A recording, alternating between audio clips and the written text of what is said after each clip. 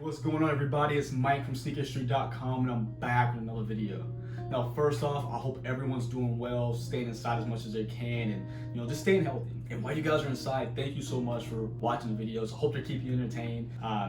Definitely keeps me entertained making them, and it's always nice to see the comments you guys leave. You guys are super supportive, super positive, so I appreciate that. Now, today, I want to bring you guys a new video, and clearly you guys can see the table. This is something that we never looked at before. I wanted to get away from the same thing that we've always been looking at, Nike, Adidas, Reebok. Not that anything wrong with that whatsoever, but I wanted to just try something different. And I was scrolling through a store here in Houston called Proper. They actually have a store here and then also in Long Beach, California. Local store, really awesome. They have some really great selections of, streetwear, shoes, accessories. They have a bunch of awesome stuff, so check them out if you ever get a chance. I'll put a link down in the bio. A really cool store. Not sponsored, but just wanted to shout them out for, great service, even if it was online. So thanks, guys.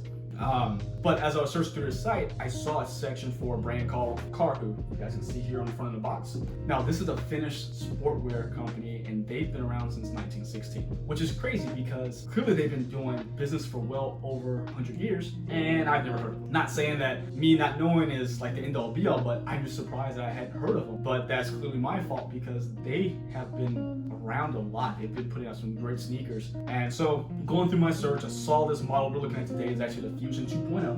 And immediately I thought Saucony, I thought New Balance 997s, and I really do like those models of sneakers, those old retro runners. So took a look further, started looking at some reviews, looking at some history behind the shoe. First thing I saw about the sneaker was that quality. No one ever complained about the quality. I couldn't find one review where the quality was bad. So that was check one, I gotta try it. Then comfort, all right? Everything's comfortable about it. Haven't had, again, a bad review about comfort, all right? Check off box number 2. Then next thing, I go through the site some more, and typically they're $140 shoes. That's their normal retail price, which isn't bad whatsoever. When you think about like made in the USA, New Balance are pretty pricey, typically what, $175 plus. And when we get to the materials, they're pretty on par with that New Balance brand. But then they were on sale for $70, shipped. So that, boom, check box 3, had to try it. So got them in hand. The particular colorway we're looking at today is going to be the Opal Gray Smoke Pearl. Now, before I get rid of the box, this is really cool. A lot of sneakerheads, when they collect their shoes, they have a lot of the same box, so they put pictures of the sneaker on the outside. The brand does it for us already, so it's really cool that they did that. I don't know if that takes a lot of extra work, and maybe that's why the brands don't do it, but that's super cool. The box itself is actually pretty nice. You can see the logo here, Karhu. If you couldn't tell, is Finnish for bear, so that is their mascot. And it's a nice little box. Gives a little brief, little brief statements about the brand itself. Really cool. I don't know if you guys can see that, but it gives some cool brief statements about the brand. So really nice to, like little extra touches like that. Even though it's not anything spectacular, like the box isn't like wooden or anything like that, which typically that never happens, but like really nice touches, and it makes it easy to store because I know what I'm looking at. If I get a few more of these, I'm not having to guess and read the colorways. I can just look at the picture. So that's really awesome to see there. So I'm gonna put the box down here, and we're gonna stick to the shoes now. Now, sneakers themselves, again, this is a European brand, and man, they've done it right. We're gonna look at the upper first. Materials, again, the quality I was talking about. This is a suede that they've used around like the mud guard, going around the panels here, side panels. The heel cup is covered in suede. If you look closely, I hope you guys can see that. All sneakerheads talk about, the suede changes colors if you rub it. Suede changes color. It's a nice soft suede, and it's a thick cut.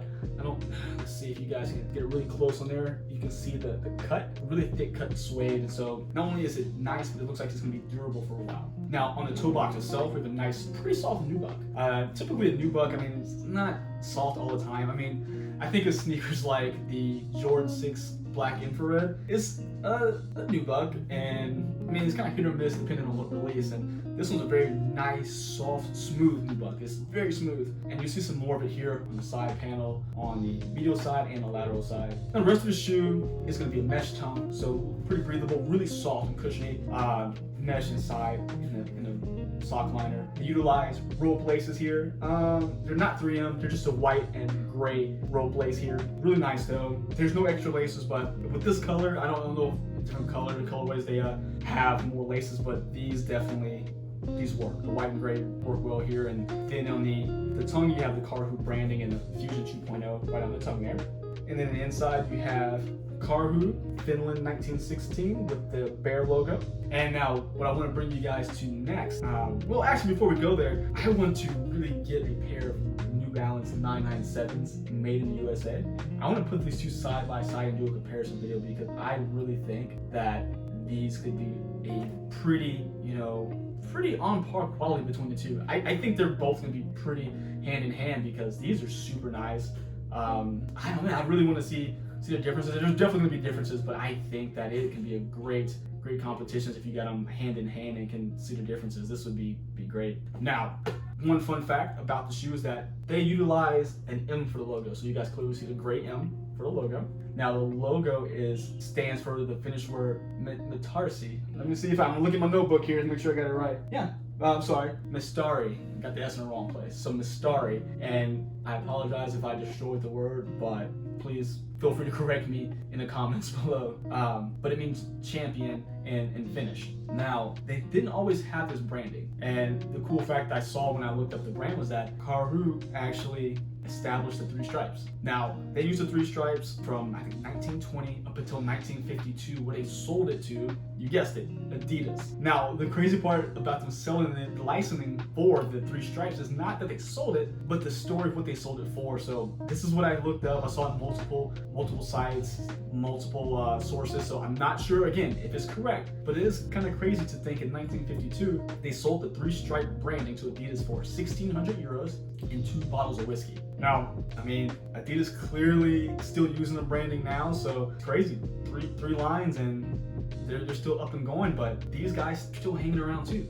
Been here for over 100 years. Now, next up, we're gonna look at the outsole and midsole. Now, I'm not too sure exactly what foam they use for the outsole. It is comfortable. I don't think it's anything too groundbreaking because it is just a casual shoe. But the technology I use inside is called fulcrum, and just as you guys know, fulcrum is just distribute weight on it and moves back and forth. So what happens is it sends like when you pushing forward, it sends energy forward to help with the movement of your foot. So it's really cool, and I think it's going to be something that's more noticeable in your performance line as opposed to casual line. But it's still cool they do implement the technology here. So it's really awesome that they still, again, implement something in their casual shoes. Now, speaking about the technology in there, in the outsoles, in their midsoles, and the cushioning, of course, doing some reading on the Karhu website, they give a great history breakdown of their brand, and it says in 1970 they actually implemented, or 1970s, they don't give an exact year from what I saw, they implemented air cushioning in the midsoles. I'm not sure if the Fusion 2.0 utilizes that, but if I'm not mistaken, Nike implemented air cushioning in the midsoles in 1979.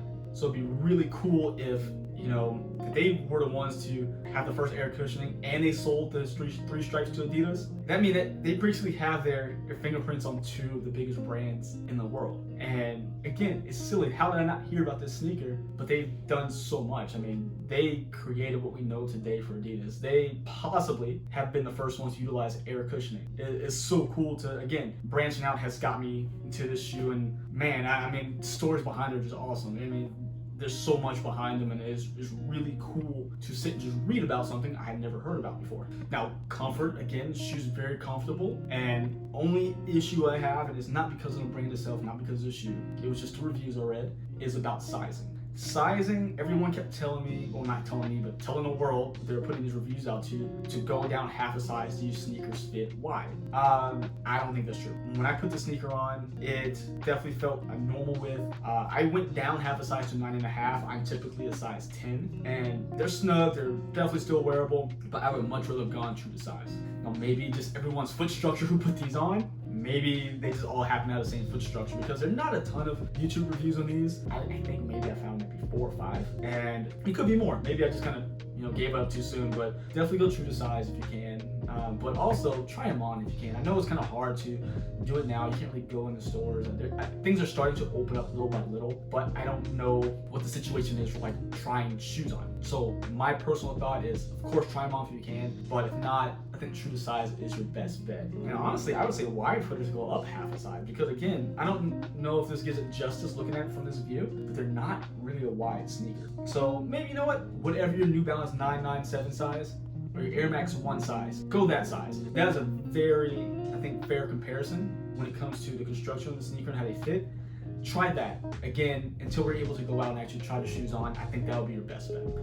Now, it's really cool, again, to be able to branch out. It's because the more I dug into the shoe, I found out something else, and that was, everybody's favorite trendsetter and an outspoken rapper slash, sneaker mogul, Kanye West, was seen wearing these, I think, in 2017. The Fusion 2.0, and I can't remember what colorway, but it was one back a couple years, and someone caught him out wearing them, got the picture, and apparently the world went nuts. I mean, it was great for the brand. One website actually interviewed one of the, I want to say either one of the designers or one of the executives, someone from Karhu, and they thought it was awesome that Kanye wore their brand, and I think immediately that particular colorway sold out. As soon as the picture came out, people saw it, boom, sold out completely. And I had never saw that article until, after I purchased the shoe, after I did my digging so I can bring the video to you guys. I didn't know that, he caused such a stir by putting the shoe on. Now, kind of weird that he had a different shoe on whilst under Adidas contract, but that's a whole different story. But again, it just caused such an uproar that, boom, I don't think he made the shoe popular, but I think he put it in front of people's eyes who hadn't seen it before. So again, super cool. Let's branch out. Let's try something else that we're not used to. You guys tell me. I really like the shoe. I haven't got a ton of wears in because I'm really not going anywhere. I mean, walking to the mailbox, going to the grocery store, probably the most wear of any sneaker I have right now. But during that time, again, it's still been comfortable. We really do like the materials. I can't begin to say how well, again, these have been constructed. Just very nice. And I don't want to say simple because this is very well done. I don't consider it a simple shoe. The materials, little subtle pops. You got reflective pops. I don't think I even showed that. Like on the toe box, just a lot of things that make this a great looking shoe. Try it out. Let me know in the comments what you guys think about them. You like them? You plan on trying them out? Not for you? Well, let me know down below some other brands that I haven't reviewed on the channel. I would love to get some more, new sneakers to me because I feel like I can get a genuine reaction to something new and not, same retro we see all the time. So let me know down below. I appreciate you guys watching. Please make sure to like and subscribe. Also, make sure you follow me on Instagram and Twitter at MadWatcher789. And don't forget to listen to the Sneaker History podcast every Tuesday and Friday. And follow up with us on sneakerhistory.com. Oh, and also we just started the Sneaker History Run Club. We've been running, just trying to stay, healthy. We can't really go to gyms clearly, but we've been running. So we started a Sneaker History Run Club. Check it out on Twitter and on Instagram. Post your runs, whatever app you're using to track your runs. Post it, tag us in it. Tag us some pictures of your running kicks. Let us know what you're doing. And other than that, guys, until next time, see ya.